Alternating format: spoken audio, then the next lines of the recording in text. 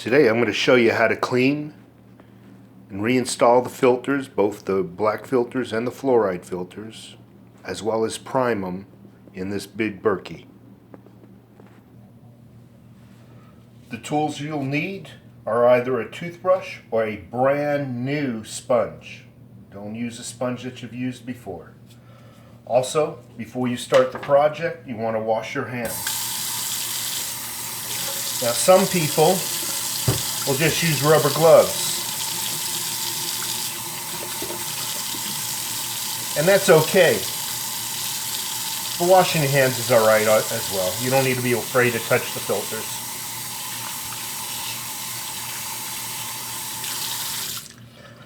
Okay.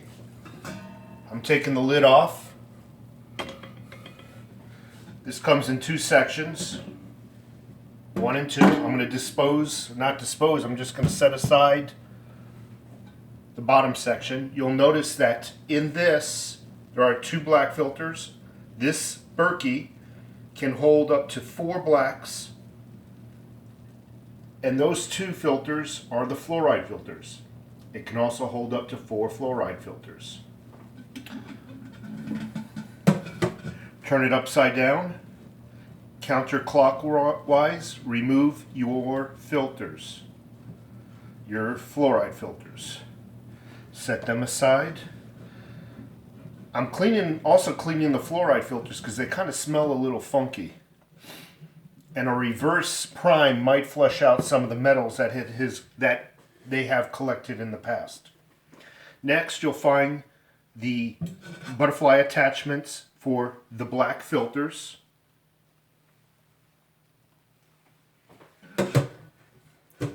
Remove the butterfly filters.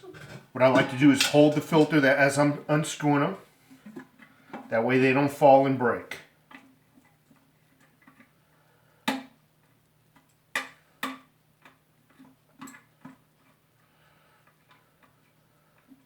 Set your butterflies aside.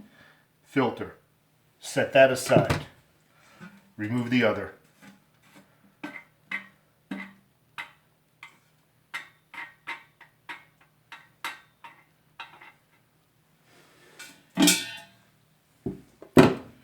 Set this aside for now.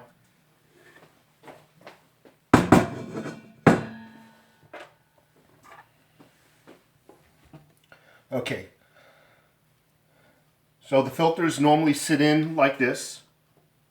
Water levels up, and as it goes down, it filters the water into the lower chamber. You'll notice that the bottom half actually gets a little dirtier faster than the upper half. That's because the lower half does most of the filtering.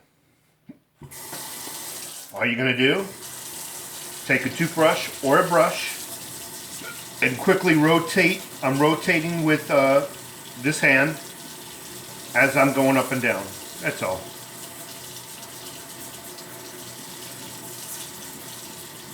I'm not going to bore you. I'm going to pause the video while I finish this up, and I'll come right back. Okay, I'm just finishing up the second one, and that is done. Now, there's nothing you can really do with the fluoride filters except wash them with your hands, kind of rub them with your hands and whatnot. Make sure you got any of the water slime. You know how sometimes you leave water in a canister for a few days, the bottom turns to slime? Well, that's what happens with these. Just kind of rub them. And another thing I wanted to mention, never use hot water on these. Any of these filters. Never use hot water. Never use any kind of cleaner or detergent. Okay.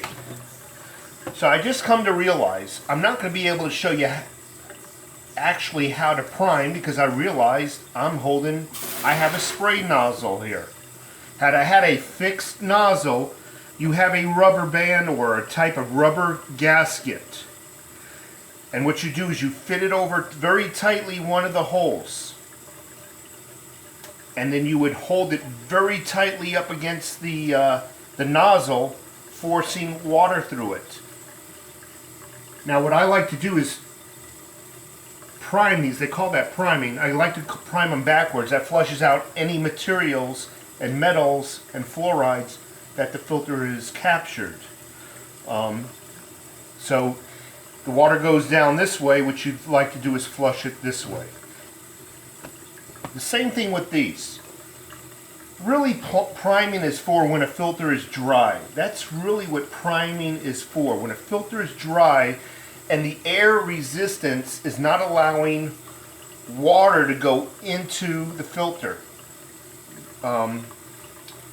So that's why you would prime. But another reason I like to prime these is you're forcing water in, pushing the dirt and stuff that these filters captured from the water outwards. So you're almost flushing it in reverse. Again, I don't have a fixed nozzle. You would just take your black rubber band, you would fit it over the threads, and the other upper half you would fit it against your nozzle, and you would use a very tight pressure holding that thick rubber gasket up against the nozzle, and you will see water coming out of this in reverse. I'm unable to do that with this spigot. So let me just wipe this off one more time.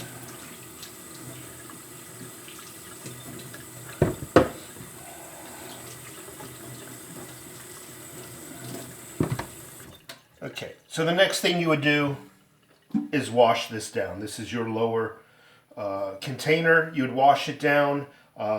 Bleach is okay. A weak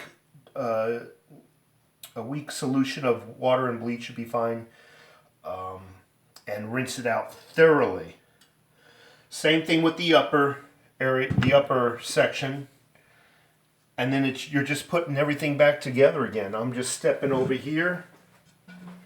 I'm going to put everything back in reverse. I'm going to take one of the filters, put it in to one of the holes.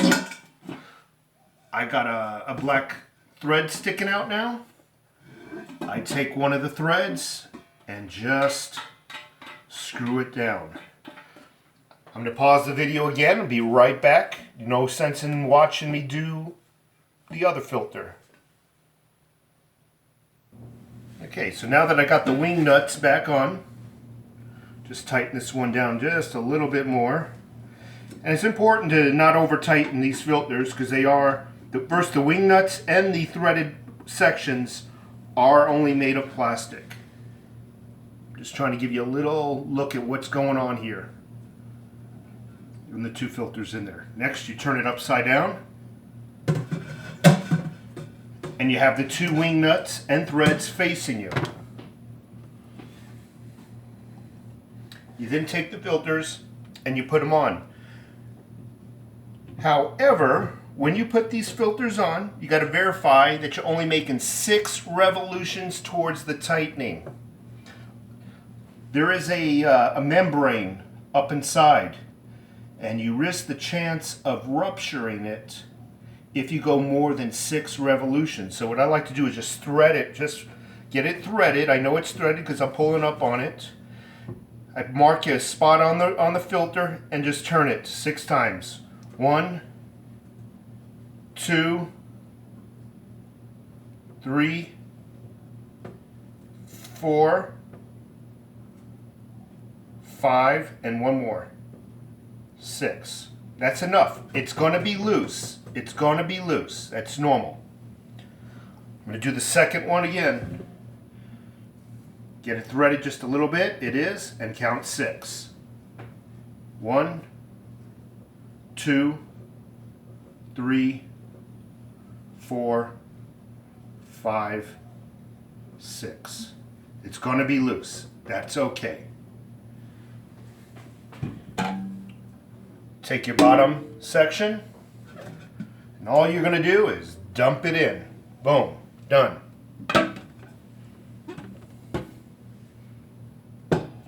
Fill her up with water, you're done. Now I kind of wanted to go through the priming process, but unfortunately, once again, I don't have the fixed nozzle. Can't do it with this type of nozzle. And if I could, it probably would spray all over the place. So you get the idea. Any other questions, just leave a comment below. It's very easy to take care of these things, but they do need to be cleaned out from time to time. The bottom chamber, it gets slime on it. I don't know, if you let the water sit in there more than 3 days, it slowly starts to turn slimy along the inside metal canister, and you have to really wipe it out. Maybe a little, again, weak bleach solution. That's it, you're all set. And by the way, I love this thing. I had some doubts about buying it, but it really does transform the flavor of my water into something very clean. I've been drinking bottled water for many years. The Fiji waters, the good waters. And every time I go back to a spigot or house water, I can definitely taste the chlorine and the other junk that's in it. This really does turn this water into a bottled water tasting quality. It really does. I wouldn't say that if it were not so. I would probably get just as many views if I told you it was bad water, but it really does work. And if you're sitting on the fence, get one. It doesn't have to be this size. It's just for my wife and I, so we chose this size. This is the Big Berkey.